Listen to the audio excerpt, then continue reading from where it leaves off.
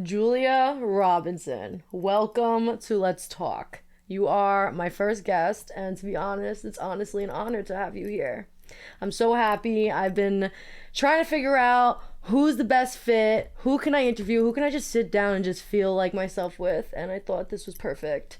There are so many things that I want to sit down and talk about, but firstly, I want you to introduce yourself, how we met, and the whole nine. All right. Well, first and foremost, I'm honored to be your first guest and that you feel so comfortable to bring me on. And Caitlin, I am ready to talk. So let's Beautiful. do That's it. what we do here. That's what we do. And we ready. get deep. I'm ready. If you heard the season, you know we get deep. Did I hear it? I've already played it 3 times. All right. So I'm definitely ready to get deep. So me and you met, I think, 5 years ago background. at FAU. We are Hoot and Owls. We are. Which I'm so happy to be. Yeah. And we actually met while I was rollerblading through the cafeteria to get a smoothie. And we kind of just locked eyes. He looked at me with that big Brooklyn accent and was like, "What is your name and why don't I know you yet?" You guys, just for context, I was in my school cafeteria and Julia was roller skating. Everybody's walking like normal people. Julia blading. Rollerblading. Oh my god, wait, you're skating through. She was rollerblading and I was like, I need to know who this person is. Like, she's one of a kind. So I went up to her and I'm like, hey, who are you? Like, I need to just be your friend. This is iconic. So we kind of just went from there and it's been history. I'm so grateful that we still have this friendship and let's get into it. Me too. We're going to dive deep. You ready? I'm ready. Okay. So, obviously, you guys know that we've been touching a lot on grief lately. I just obviously had a big loss, and I've been talking a lot about my personal experience with grief, but I kind of wanted to talk about yours. It's a different situation. So, you lost your mother when you were how old? I was just before I turned 10 years old, a couple of weeks before my 10th birthday. Okay. And did you have a good relationship with her? Was kind of like, what was the household situation like? Just your whole rundown. Let me give the audience or the listeners some context on my childhood and the whole situation leading up. So I grew up with my mom and my dad down in South Florida, and she actually immigrated from Brazil when she was a teenager. She was 14 years old. Wow. And for anyone out there who has a parent who's immigrated to the United States before, sometimes in that move, they lack education in the process. Okay. So my mom moved here in like the 80s and 90s, and if any of you have watched a Netflix documentary, which I'm sure you have, you know that South Florida in the 80s and 90s was a place to be. Party. And she got involved in nightlife and developed severe addiction problems. And as I grew up, she suffered from that greatly. And through that addiction, she developed some mental illnesses and was just in and out of my life. So my dad raised me for the majority of my life. And then in 5th grade, she had kind of just disappeared at a time. Okay. And it wasn't abnormal for her to, go MIA. She always came back. Okay. And we always shared special moments, whether it was meeting up with her at her favorite museum and, her brushing my hair. Did it affect you that she would kind of come and go like that? Definitely. I mean, I'm a young girl. Of course. All young girls want to have a relationship, with their mom. And I had a great relationship with her. I mean, we loved each other so much. And I know she loved me so much. Yeah. But it was hard, not having her in that everyday capacity all the time. Did you know at that age that there was something wrong, that she needed help or that she was unwell? For sure. Okay. So you were very on top of this at a young age? On top of it, yeah. Interesting. My dad and her did not shelter me at all. So you knew everything? I knew everything that was going on. I knew her ups, her downs. And because of that, I knew that when she was gone, something was up. Either she was getting help and, was getting substance help, or she was just missing. Was there something different about the last time that she went missing that you guys were like, this is not like the usual going missing? Did you expect this time around to be something like as serious as like what happened? No. Okay. Because she had reached out to my dad in the weeks leading up and asked for help. And if anyone here knows about addiction, one of the ways they say to help someone through it is to not offer help, because you're enabling that person to mess up again. They really need to make the change for themselves. And this was all right after the 2008 crash. And so my dad himself was kind of down and out, just like the whole of America. So he wasn't really in a position to be able to help her. And we had known that something had happened, and we thought that, you know, she was in treatment, and you know, she would pop up and give us a call and want to see me. So what ended up happening this time around? She didn't come back, and like, how did you find out, or what was the end result to that? Absolutely. So this was in 2009. I was in 4th or 5th grade maybe, and she had gone missing. I got picked up from school one day from my dad, and I knew something was off. He was late to pick me up, which that wasn't the like odd thing. Okay. More that he had this energy about him. I could tell he had been crying. I was very in depth in his emotions too. So I knew there were some red flags being raised. He'd like come with my neighbor. Why is she here? What's going on? And we were crossing the street to get to his car, and finally I had enough. I go, "What's going on? What's the problem?" And he looked at me and said, "I don't know if I should tell you this, but I have to." And you know, all of a sudden, you know, your stomach's in your belly. I feel it right now, because I know. And I'm standing outside the restaurant, and he goes, "Your mom died." And I look at him. That's not a funny joke to say, Dad. That's not funny. So he starts crying, and now it's like that shit moment.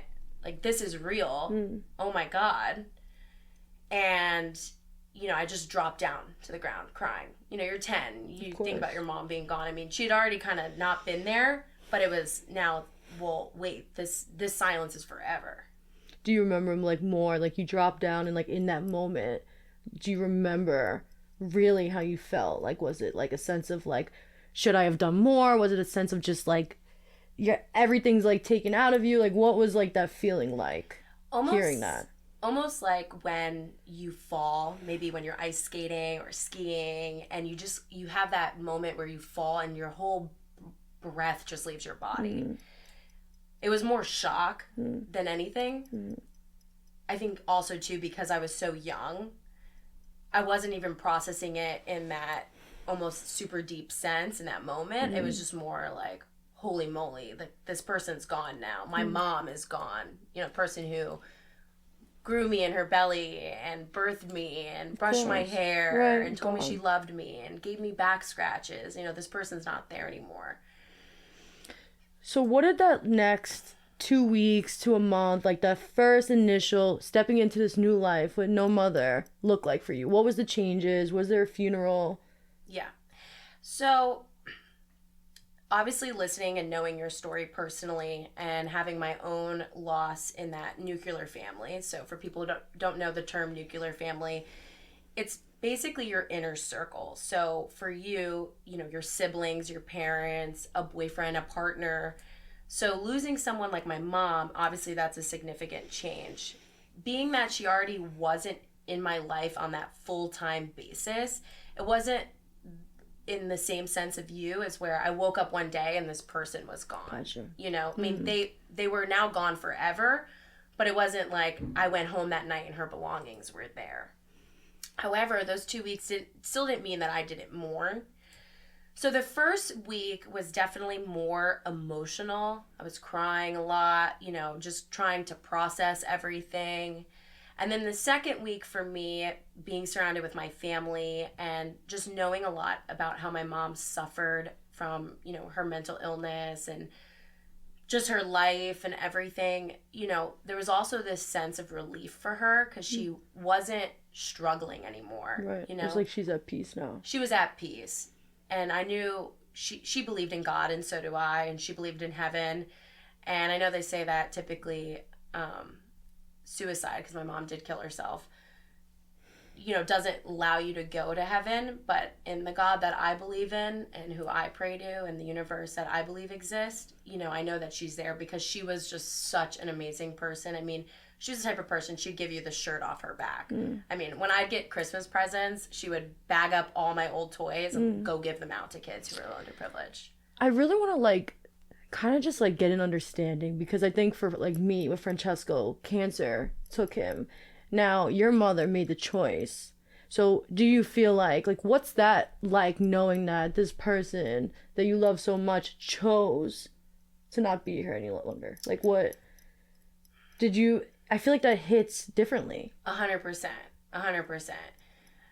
Everyone is struggling in life, and it's super painful to be a bystander in the wake of suicide.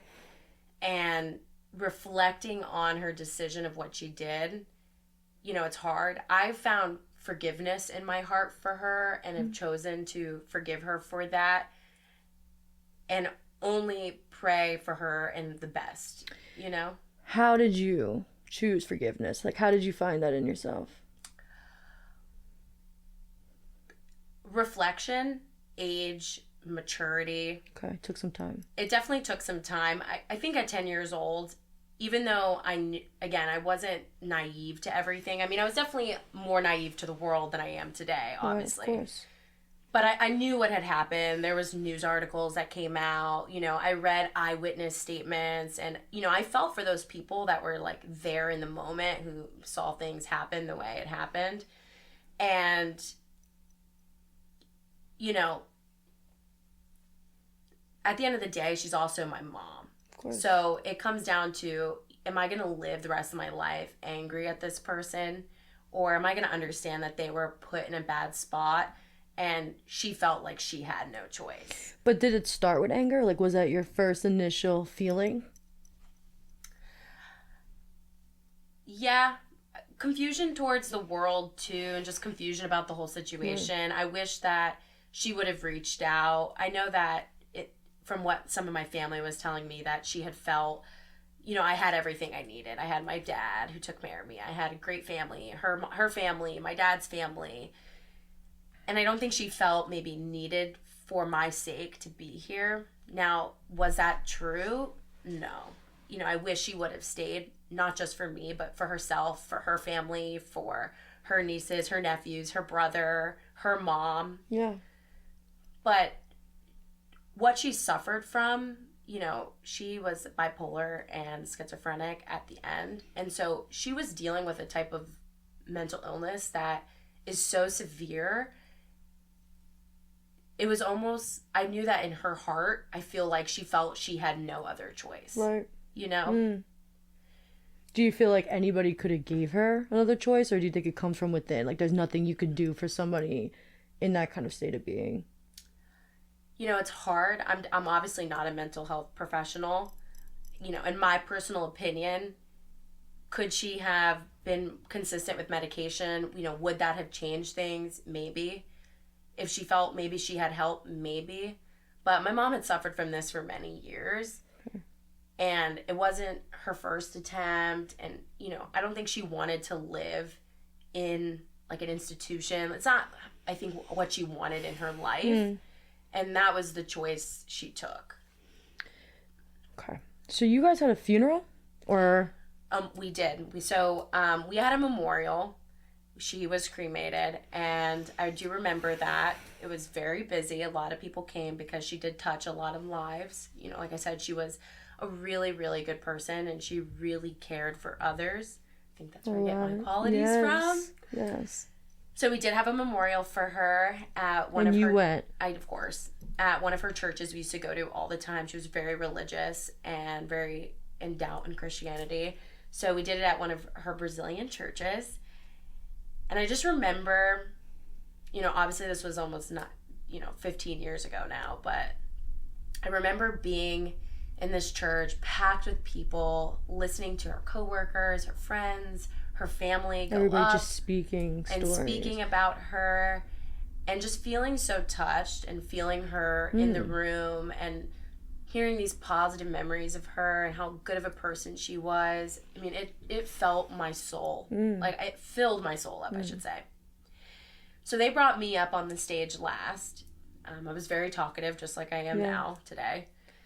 And I was prepared. The whole time I'm sitting there, I was thinking, You're ready to go. What do I want to say about my mom? Obviously, that I love her. I'll never forget, I got lifted up onto the stage by my uncle, and he was standing right next to me. And I'm looking out into the sea of people, and I can just see all of their faces full of sorrow, shock, love, sympathy, empathy. Like while you're looking out at everybody. In the sea of people. And I just cried. And they weren't necessarily tears of pain as much as they were tears of, I don't want to say positivity or anything like that, but more like of love. Just feeling the amount of love in the room brought me to tears. And I feel like me crying was a way of saying, I miss her too, and I love you all for being here and saying these things. Do you think that having so many people there really helped? Like, whereas if it was like less people, it would feel more empty for you?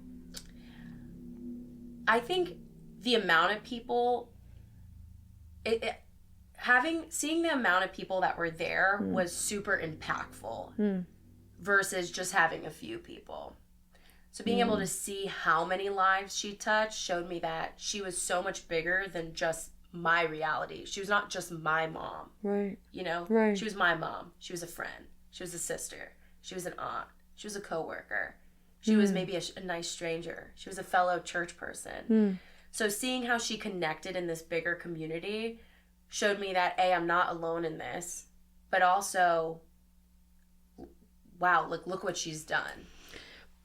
For me, there were so many people at Francesco's funeral as well and wake, and I felt like, wow, like I felt the same way. Like, so there's so many of us and there's so many people around and everybody comes up to you and they say like, I'm here for you. And then like as the weeks go, as the days goes, like slowly everybody starts going away and they go back to their normal lives and you're kind of just like felt like, where is everybody? It's like, but you know, like you get it. It's like, well, I know where everybody is. They're back to their lives, but it's like, did you feel that as well? Like, or is it just me? Like, did you feel like there was people coming up to you and saying like, we're always here, and then it's just like, they're gone? Or like, you could call them, but it's like, almost like you feel like a burden. Like, do I call people for help? Like, does that kind of make sense? I totally see your perspective, and I would say that I agree. Sometimes it can be overwhelming when there's a lot of people saying things. Mm-hmm. And for others too, it's almost a way to comfort some like yourself in that situation, to say, I'm always going to be here for you, knowing that you put that out there. I would say in the case of my mom and in her perspective and at her memorial, I'm sure that my dad probably felt that way. You know, I was 10, so people are coming up to me, like, you know, I'm always here for you. And things like that. But life definitely moves forward and people go back to their own realities. I mean, it's life. You know, we're all living almost in our own world and have our own problems and things that come up on a day to day. I will say that for me, where I found a lot of comfort was in my friends' families and in my own family. They were definitely there for me. But, you know, when the summer came and, you know, my aunt picked me up and I spent the summer at their house, that was their way of being there for me. But, you know, we didn't really start getting in depth in the death of my mom until I got older, and I started to ask questions and I really started to reach out because I wanted to know more. Right. And again, maybe that's just because of the age of the loss and where I was in the timeline of my life. They say that like death can either like bring people together or like tear them apart. 100%. What do you think was that situation with you and your family? Brought us together. Okay. I mean, we still have family drama. It's a family, you know. There's always the next big obstacle to come over, you know, but especially like in 15 that years. time. Definitely brought us closer. Okay. Yeah, definitely brought us closer. Wow. I'm just thinking, so now you have this new dynamic, your mom's gone, and now it's just you and your dad. And I know that you said that like you were almost like accustomed to that because your mom would kind of come and go, but now stepping into this new world and knowing she's never going to come, what's that like for you and your dad? Like, what did that household look like?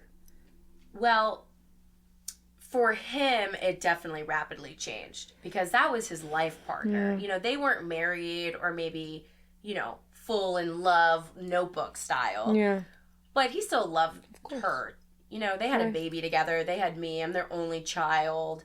So for him, his life radically changed because he felt his partner in life was missing. The person that was supposed to be there at my graduations, my weddings.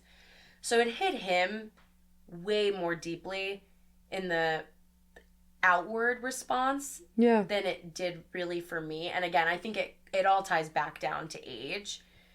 But our life shifted during that time because it really became true that it was me and him against the world. And that's what we'd always say to each other. It's me and you against the world. Wow. And it felt like that. It really did. I feel like as like a young girl, like not having that woman figure in your life, you Was have like this huge. man. So it's like, maybe this is a personal question, but like when you got your period, or like who would you go to? Like you don't have your mom to say like, Ma, like this just happened, like, or you have tampons in the house or pads or whatever it is. Like, are you hiding them because it's like your dad? Like, what was that like? Or was it very open? So my life definitely changed in that aspect. Yeah. My dad is a dude, so he definitely does not know a lot about periods. Yeah. I was so blessed in everything that happened to me that my friends' moms stood all the way up. So my best friend Pamela and her mom Sandra, when I was in middle school, kind of took me in under their wing. It was her sister, and her mom. And I basically lived with them. And so thank God when I got my period, I was at their house, and her mom gave me the birds and the bees, my first pad. Wow. So I was so lucky to have them. That support. And the universe, they brought them into my life. That was the womanhood that I needed, you know? Support is everything. Everything. And I'm such a believer, and it takes a village to raise a child and raise a community. And she was the first major motherly figure in an everyday basis that came into my village from that point.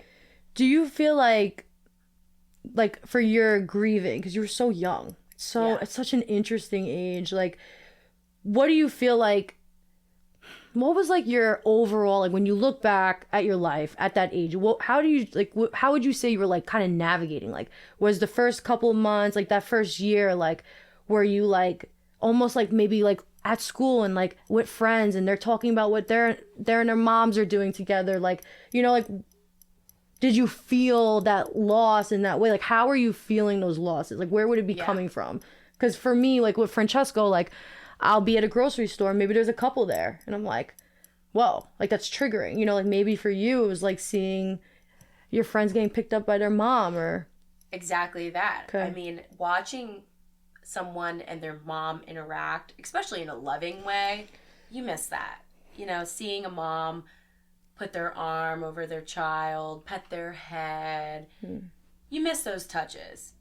You know, there was definitely a point in that middle adolescence age where you miss that motherly touch. It's such a real thing to be touched by your mom and feel that connection. It's so interesting too, because you are so like, you're so comforting and like you touch, and like that's like your love language. And it's just interesting because you didn't really have that growing up. So I'm wondering like where that came from. Do you feel like you embodied like...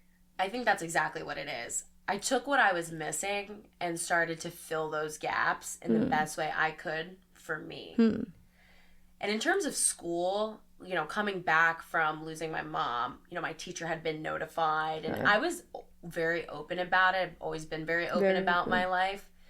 And I kind of came back, and I was definitely a little bit of an outcast. People know my mom had died. You know, I had told people. So you felt like people were treating you... They were definitely avoiding the mom subject. Really? For sure. Like walking on eggshells?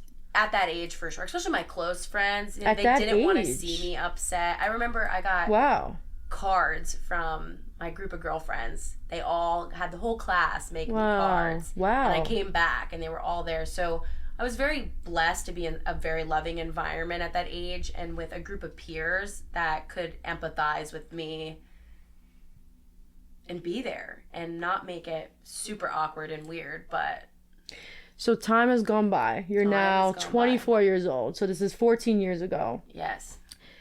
does it feel like 14 years ago? Like, I feel like for me, like, it's been a year and it feels like it was like yesterday. And I know yours is like a tremendous amount of time difference, but like, just. So I remember the moment, I remember highlights of that time crystal clear. You know, the pain of her missing is always there. You know, you can't forget someone who means so much to you. You can't forget that she died or that she's not here. You know, I think about moments she's missed, me graduating college. You know, I wish she could have been there. Yeah. You know, me graduating high school, I wish she could have been there. Me turning 21, me turning 18, me getting my first big girl job. I wish she was here for those things. I know there's so many future events I wish she was there. But in terms of how long ago that, the pain has evolved, I guess I should say. It's not as knock the wind out of my lungs anymore as it was. Now it's more of a longing. Yeah. I feel like this is so sad to say too, but there's a couple of people that I know in my life that lost their mother, and it feels like this is like a lot of people are in your position. And I guess like my question to you is like, do you have advice for people like that? Like for people like you that like have this loss? Well, the best advice I can give to anybody is the advice I gave to myself when I was younger and as I grow older. How I deal with my loss is I try to hold on to the positive memories of her. I honor all of the mistakes she made to try and not make those myself. Yeah. You know, I do pray to her. I talk to her here and there, update her. Not often, but sometimes. Of course. But I think the biggest overall thing I could say is I try to cherish all of the memories I have and not focus on the fact that she's missing things. You know? Yeah. I just try to focus and be happy for what I've had and what I've gotten and be grateful for her giving life to me and bringing me to this earth and instilling amazing values in me when I was younger and blessing me with her genetics. So I really try to just really focus on all of the time I did get with her and not focus on all of the time that I've lost. Because obviously one's a lot bigger than the other.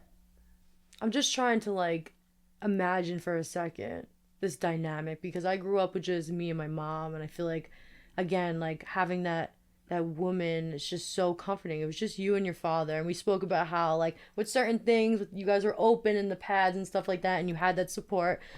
But can I get some more context of what it's like? Because I know you're not the only person that just lives with their father. Like, what was that like? Just so curious.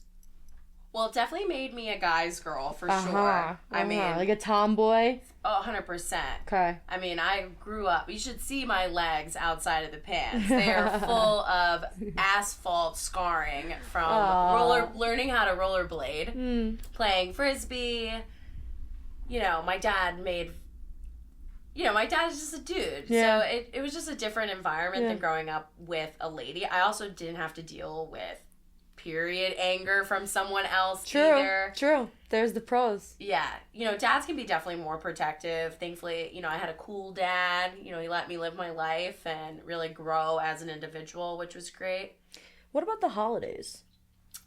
So the holidays were interesting. You know, being that my parents were divorced, it wasn't like we had these kumbaya, perfect, you know, home garden holidays all together at a beautiful table. It just wasn't like that. You know, we'd spend some with my mom's family.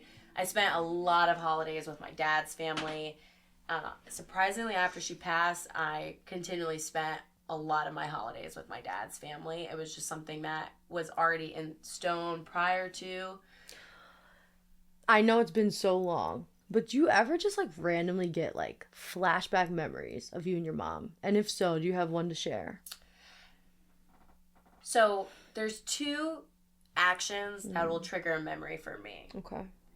Maybe three. Okay. So the first one is so crazy. Down this road that I work on, it's like a major road, there's this Brazilian plaza where my uncle's wife and used to work, and there's this Brazilian restaurant there that we used to always eat at. And after she passed away, I never went there. You know, it was kind of like my lost connection to the Brazilian food. I'm like, no. Yeah. And one day I was driving to work and I just looked over and all of a sudden, all of these memories flashed back to me. So me and my uncle will meet there and we'll get food. And it always brings back like that homely feeling. Again, this happened so many years ago. And unlike you, I don't have a ton of like videos or pictures with her.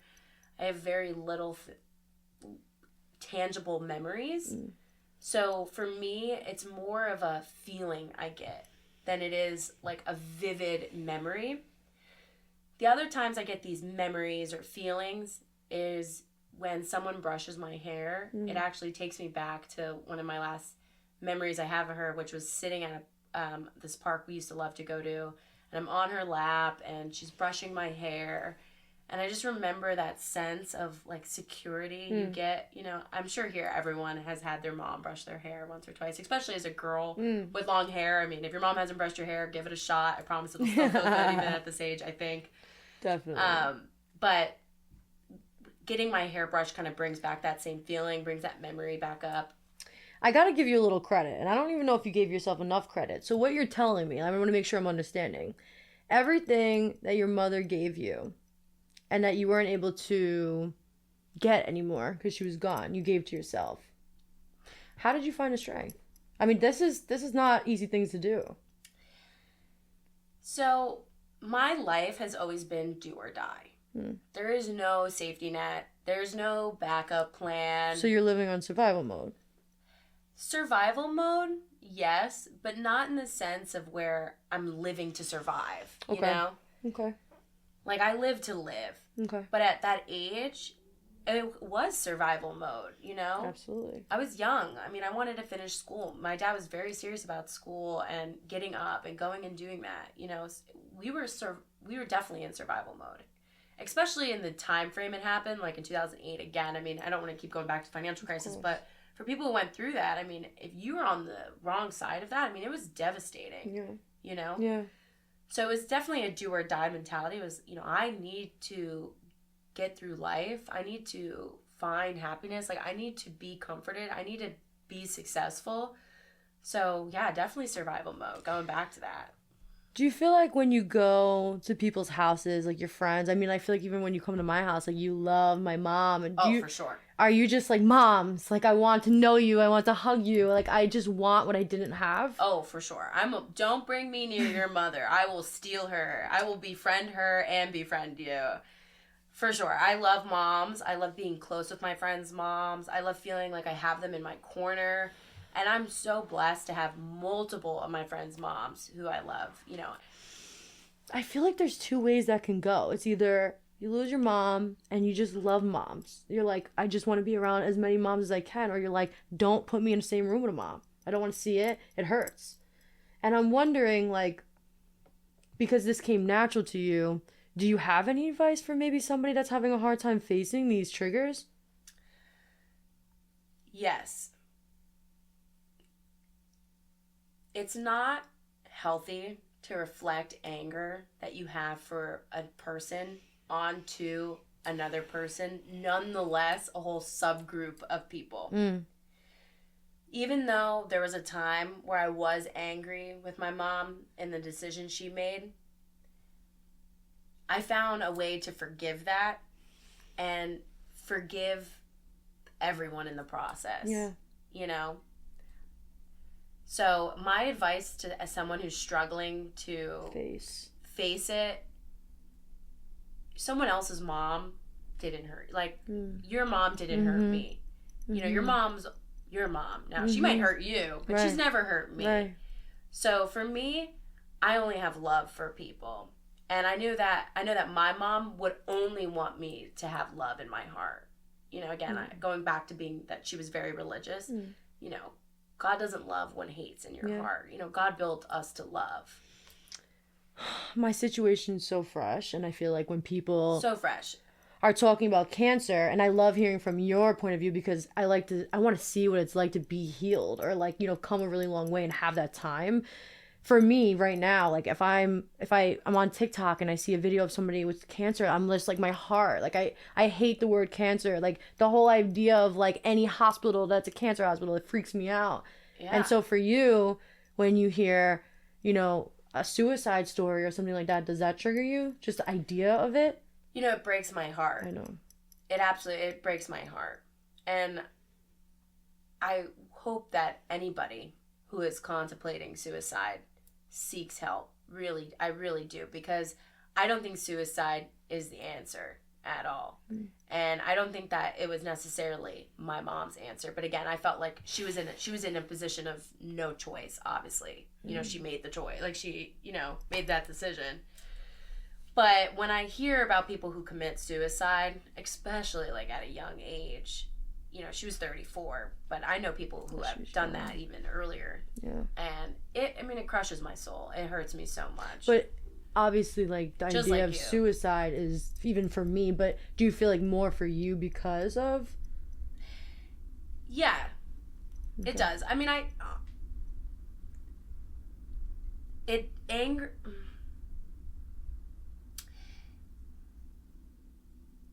it saddens me for them and their family. Like, I sympathize with the family so much.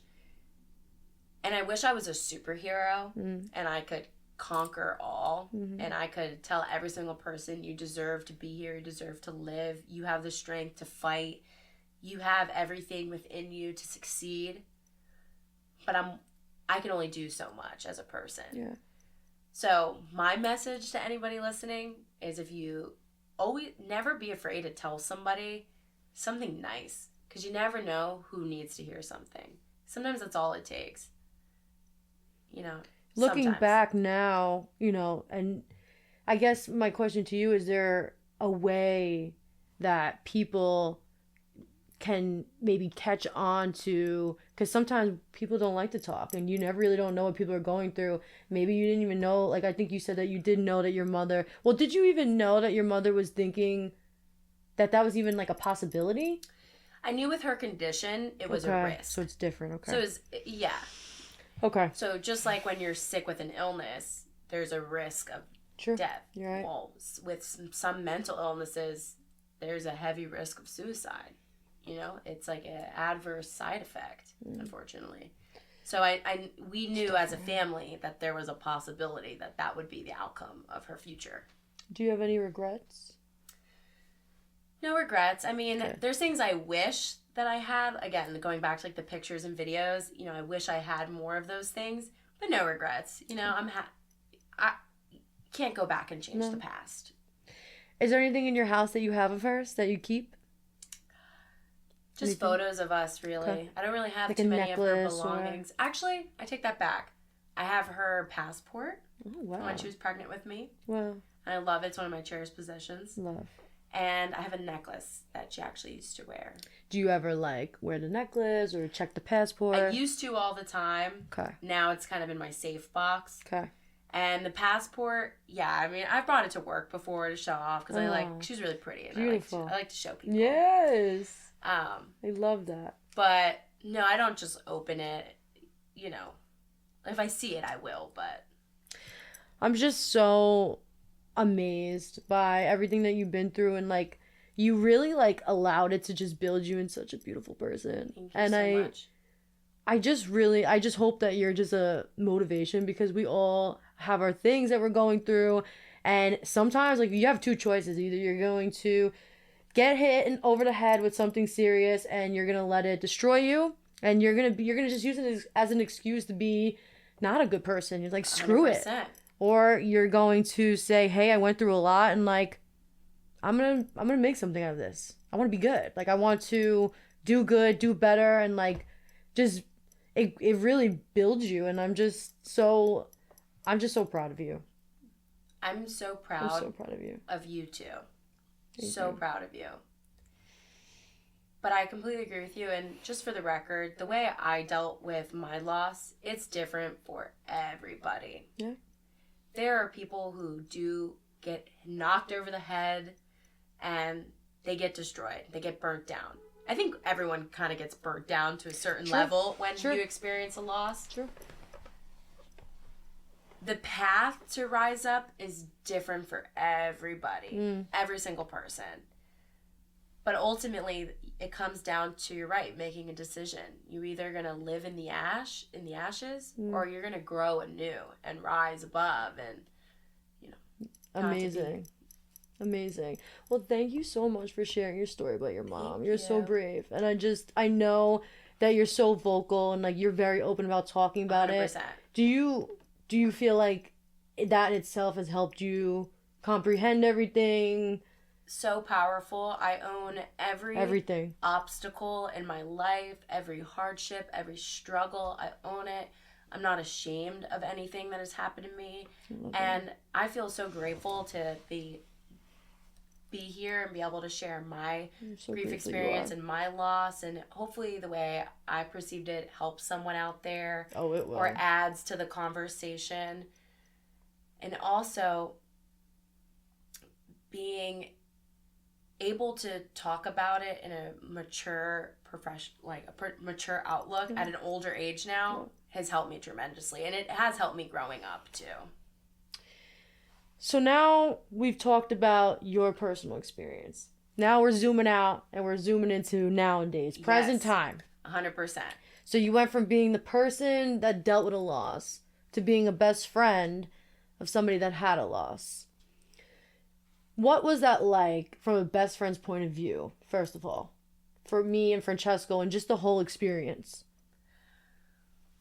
Well, first and foremost, shocking. You know, that's, I think, the initial emotion everywhere. When I had received the message from you, because I think you had, like, texted me, you know, Francesco passed away. You know, everything drops. Everything. You know, cue the glass of water shattering on the floor. Yeah. Instinctively, the first thing I thought of was, I got to get to New York. Like, I got to be there. Especially because our friendship... Long distance. It's long distance. She lives in Florida, for context. Across the country. Yes. Same coast, too at far. least. You know. But I knew I needed to be physically there. So that was like mission number one. All right. When do I fly in? What made you feel like I need to get there? Well, I mean, I know your whole story. I've, you know, known you at that point now for 4 years.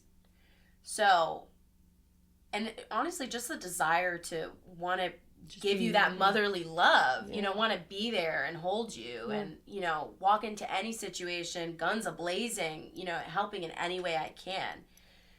So as a best friend with someone who just experienced, which I knew and know, you know, it's a tremendous loss, something that no one wanted to imagine could happen.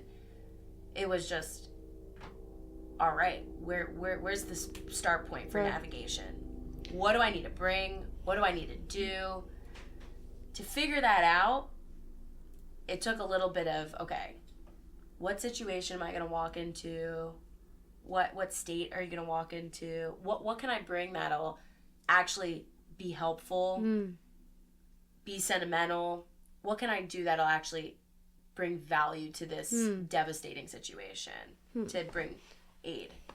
So your first initial reaction was, A, I gotta go to New York. I gotta see her. I want to physically be there. Yes. And then number 2, what can I bring? But more in the sense of, how can I be helpful? Okay.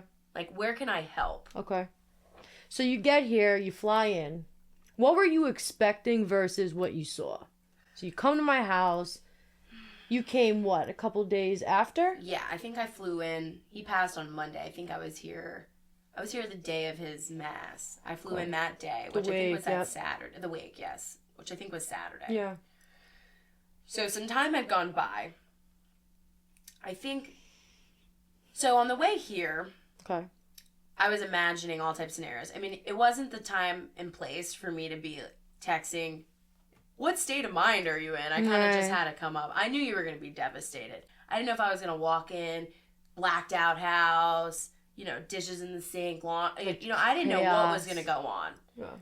I came in, you had a whole army in here. I was like so relieved to see that, and I knew that you weren't going to be all by yourself, but I was just so relieved to see so many people, and just the environment around was so loving and supportive, you know, obviously still wrecked with devastation, but definitely not exactly what I was fully expecting to walk into, which was a positive surprise.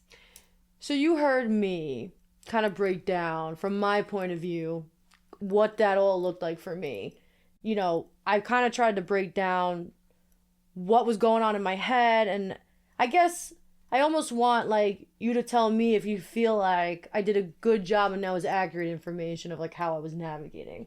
For sure. I think when you were talking about survival mode and just not fully being aware and kind of being in your head, trying to process things, showing up for other people, I could definitely see that when I came through the door. Do you remember your first conversation when you came in the door with me? Yeah, well, I don't. I'm like, wait, no, what are we talking about? So, I Ubered here from the airport, which is untypical. Caitlin's an amazing friend and always picks me up. I love Knight you. in shining armor.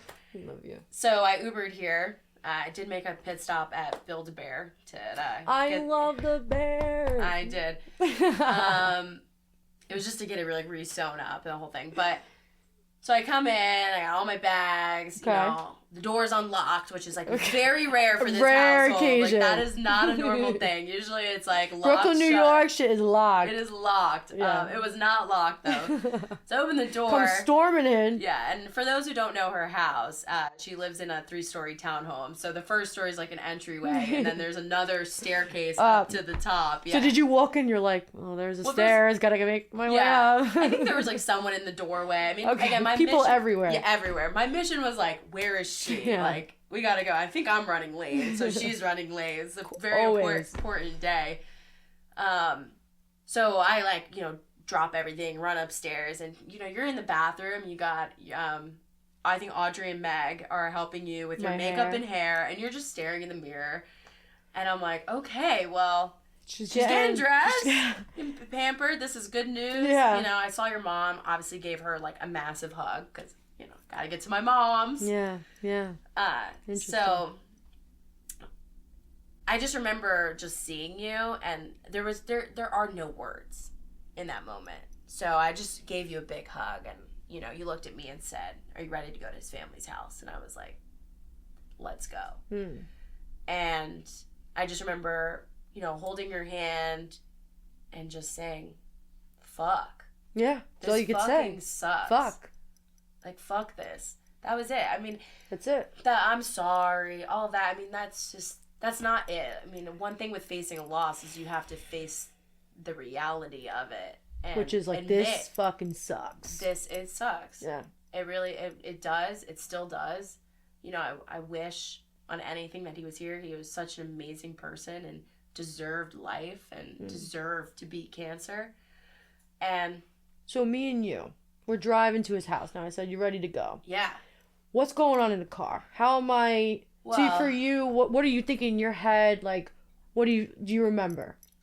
Well, I remember, again, just like with you now, I'm even more like, oh my God, how's this family going to be? You know, now this is a reverse role. This is a mother who lost her son, a father who lost her son, a brother who lost a brother. You know, like, this is that nuclear family for sure. So I remember we pull up to the house, everyone's outside, we're getting ready to go over to the mass for like the family viewing, which I felt so honored that you even wanted me there for that moment. And obviously, you know, you know that I get along, we have a good relationship with this family. I love his family, we make sauce together. Oh my God. I'm like the long distance cousin from Florida. You are. So I just remember being at that moment and just feeling the pain, you know, coming from myself, coming from all of his family, his love of his life, and just giving everyone a hug, because that's all I could do in that moment. That was the best thing that I could have, in at least my view, that I could have given to anybody, was just that being held. I feel like everybody has a hard time with that first initial, what do I do when I face that person that just had that tremendous loss? What is your advice to that? Just embrace them? physical touch is always going to be amazing. But not everybody loves physical touch. Not everyone does. But in moments of loss, most people do. I agree. You know? And obviously if they, like, push you off, like, then I'm out. Yeah. What I did, look, I mean, just as who I was, just straight in the eye. I can't even, you know, say how you feel. You know, how you feel. And in the moment, how I felt was, I can't believe this happened. You know, I love you. I'm sorry. You know, I feel devastated like you. Were you nervous that, like, you were going to say the wrong things? Yes. When my mental preparation before getting here, I really wanted to make sure that I was not putting my grief strategies onto you all. First and foremost, because I'm long distance. And the way I dealt with grief was a very positive outlook. And I don't know how you all deal with grief. So I didn't want to take the way I handle it onto you. So the best thing I could do was just acknowledge how tremendous the loss was and my own feelings about it, which was that I was devastated. And that's what I did. And I was actually taken back and surprised by how positive you all were. I mean, how obviously everyone was devastated, but just how put together everyone was. And maybe, again, that's because I came in at, you know, a later point in that week. But I was just, you know, I was relieved to see. I'm just thinking, like, I'm trying to just remember everything. And you spent the first, I guess, 2-3 weeks with me. No. It was like a week, right? That first solid week. I think I was here just under a week. So I came in Saturday and I think I left like Thursday. Well, you spent that first week with me without him here. Yes, I did. And I just, like, I can't believe how much you saved my life.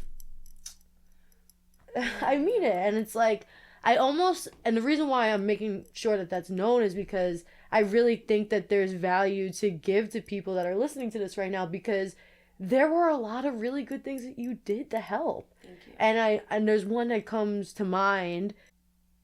There was I guess it was the physical touch for me. And it's weird because I'm not a physical touchy person. No, you're not. And all I wanted was to just be embraced and hugged. I wanted to feel safe because, like, my outer environment was so not safe. I felt just scared of my own shadow, and you made me feel so protected. I don't know if it was definitely the physical touch, but the things that you were saying, like, do you remember some of the things that you were reminding me? Because I remember some things, like, just saying, like, listen, like, everything that you're feeling is valid. And, like, I kept remembering, like, asking you, like, do you think I'll ever be okay again? And you're like, I promise. Like, you know, do you remember some of the things that you were saying that kind of helped? Yes. I'm trying to, like, wrap my brain back around all this. You know, it's, again, the very painful area of your life. It's not always the easiest to really get back into, like, the nitty gritty on all the very, like, specific details. So my approach was to be as honest as possible. I remember that. I'm glad you said that. Yeah, to be as honest as possible about my feelings. Yep. I remember this. Yeah.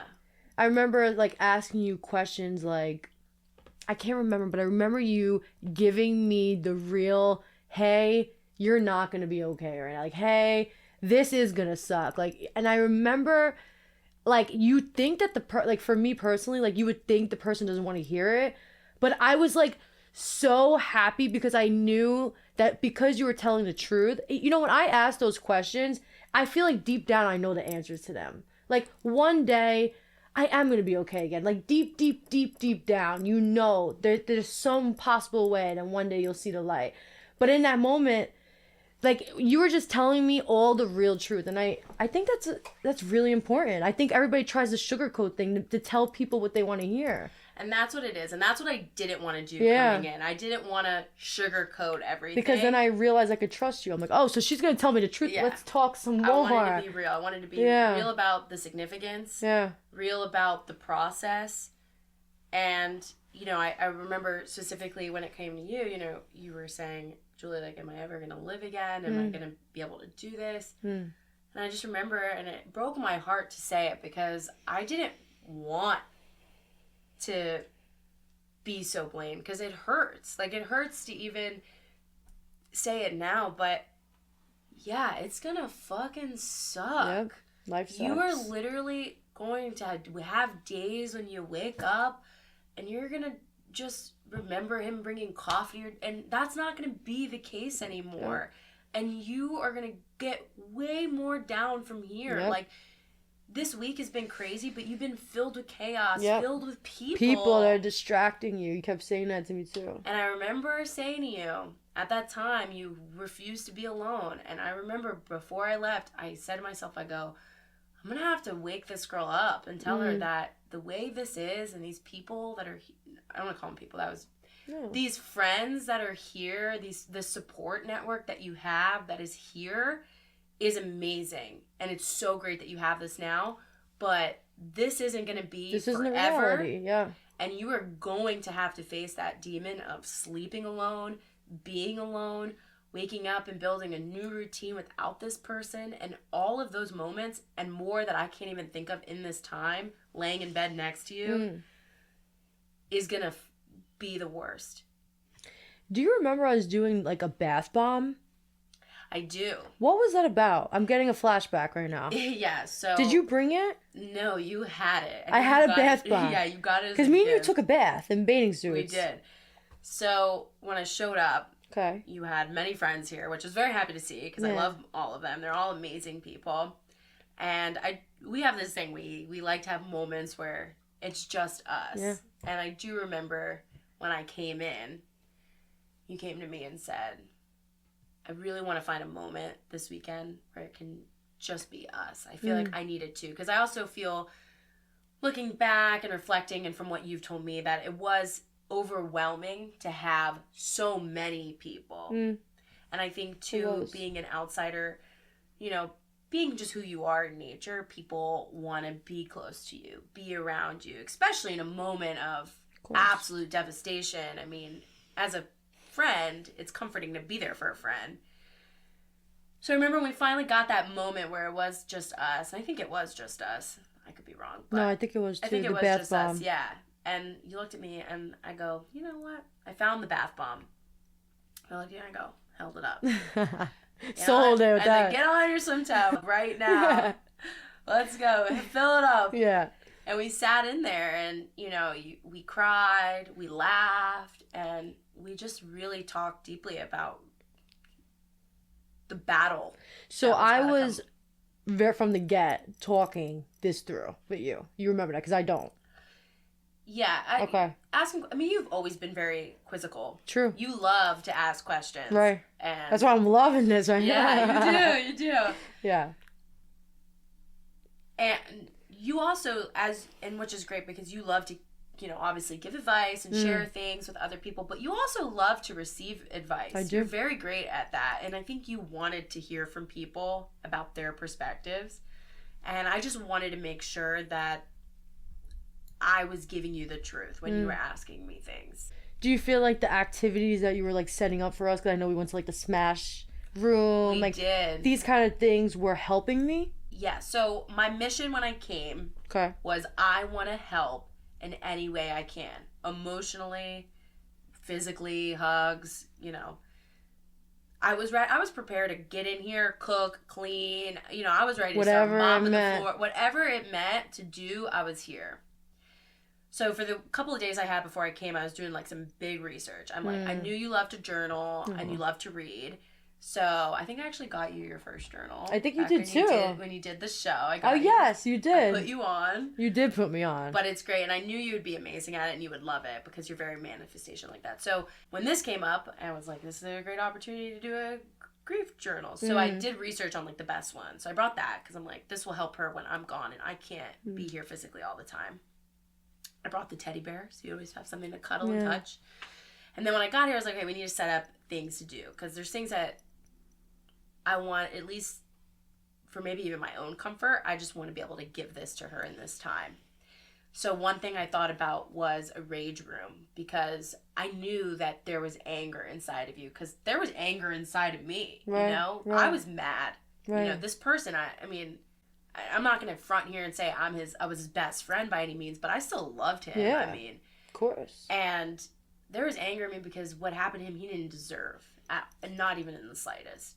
And I knew if I had anger, you must be pissed the fuck off. So I was like, what's better than smashing a bunch of printers and baseball bats? There's no, even when I'm like really sad, I get angry. Sometimes the way I start my tears to get flowing, I break something.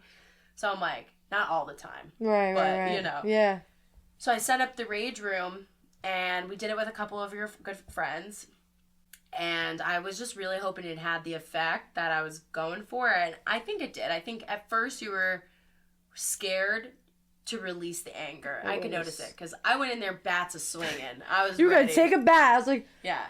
It's not the cheapest thing to do, so I was like, let me get my money. Not that I was counting pennies in this week. No. Fair. Yeah, so, but I went in ready. And plus I wanted to set a good example. Like, come on. Like, no one's judging you here. This is judge-free zone. Yeah. And I think I was kind of trying to coach you into it. I'm like, all right, Caitlin, here's the printer. Get in there with that bat, and I just want you to scream. Yeah. And by the end, you were screaming. I was screaming. You were screaming. And it was just, you need to release those emotions. Yeah. That was something that, when I was going through my personal grief experience, that a lot of people had fear that I wasn't expressing the emotions that were inside of me. I was bottling them up. And so at a time in my life, I had to release that, and it needed to be in a healthy way. And so I was wanting to guide you there too, but you didn't even need the guidance because I was ready to go. You did I've never seen someone experience something so devastating and go about it in such a healthy way. I mean, people around us were drinking, doing other things. You were sober Sally in it for real. And I was not playing. I'm like, I'm not suppressing this shit. No, you weren't. You weren't. And, you know, that in itself is strength beyond belief. My overall question to you is, and I also would a statement. My statement is, thank you for being seriously an amazing friend. Do you have advice? Because I think that you really deserve to give the advice. If there's anyone that really embodies an ideal best friend for someone that's going through, maybe, you know, you have a best friend that's grieving someone, like, do you have advice on how to just show up for that person as best as you can?